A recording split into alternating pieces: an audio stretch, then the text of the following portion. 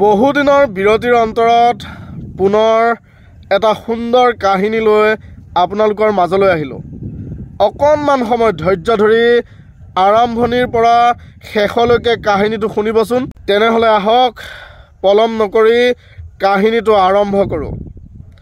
আজিৰ পৰা এমাহমানৰ আগতে আৰতিৰ বিয়া হৈছিল নলবাৰীৰ এজন যুৱকৰ লগত। এমাহৰ পিছত আজি তাই প্ৰথমবাৰৰ বাবে মাকৰ ঘৰলৈ আহিছে।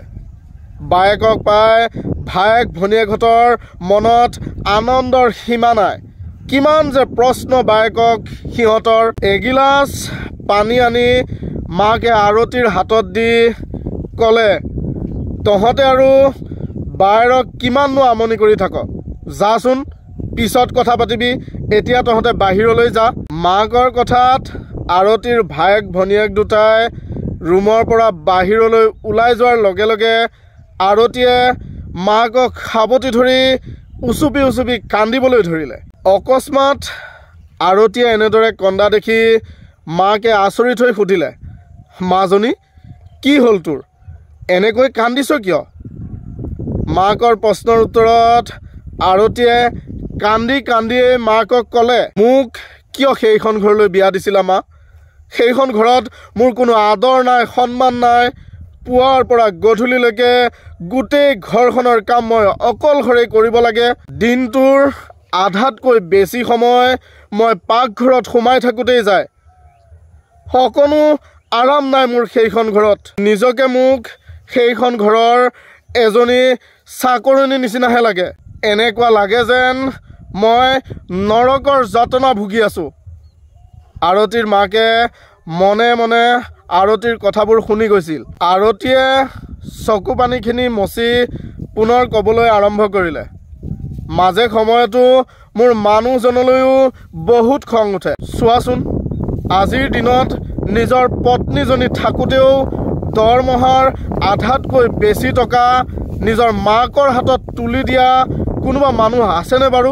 জীয়েকৰ কথা শুনি এইবাৰ মাকে ক'লে, মাজনী তই যদি সঁচাকৈ এইবোৰৰ পৰা পৰিত্ৰাণ পাবলৈ বিচাৰিছ, তেনেহ'লে মোৰ হাতত দুটাই ৰাস্তা আছে। প্ৰথমটো হ'ল, হাজাৰ হ'লেও বৰ্তমান সেইখন তোৰেই ঘৰ। যিমানেই দুখ কষ্ট নহওক কিয় তাতেই থাকি নিজকে এডজাষ্ট কৰিব শিকিব লাগিব।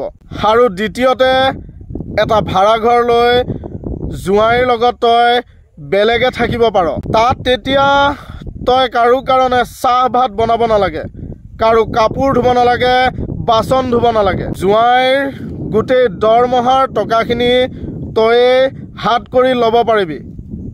কিন্তু এটা কথা মনত ৰাখিবি মাজনী, যেতিয়া তোৰ এটা ল'ৰা সন্তান জন্ম হ'ব, ঘৰখনলৈ যেতিয়া এগৰাকী বোৱাৰী আহিব, তেতিয়া হয়তো তয়ো ভাবিবি তোৰ ল'ৰা বোৱাৰী সদায় তোৰ লগতেই থাকক, তোৰ নাতিহঁতে তোৰ লগত খেলক, বোৱাৰীয়ে বাঢ়ি দিয়া ভাতকেইটা নাতিহঁতে চিঞৰি চিঞৰি তোক খাবলৈ মাতক, আইতা ভাত খোৱাহি, আমিও তোমাৰ লগতেই ভাত খাম। শুন মাজনী, এতিয়া যিখিনি কাম কৰোঁতে তই দুখ ভাগৰৰ কথা কৈছ, আচলতে এইখিনিয়ে হৈছে আমাৰ জীৱনৰ সকলোতকৈ মহত্বপূৰ্ণ সময়।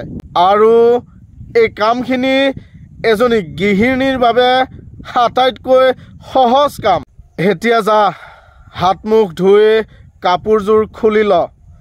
এই বুলি কৈ মাক আৰতিৰ ওচৰৰ পৰা বাহিৰলৈ ওলাই গ'ল।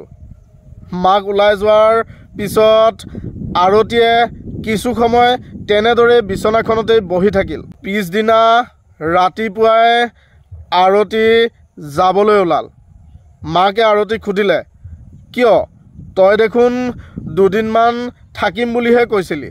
আৰতিয়ে মাকক সাৱটি ধৰিলে আৰু ক'লে, কালি তুমি কোৱা কথাখিনিয়ে মোৰ সকলোবোৰ ভুল ভাঙি দিলে মা।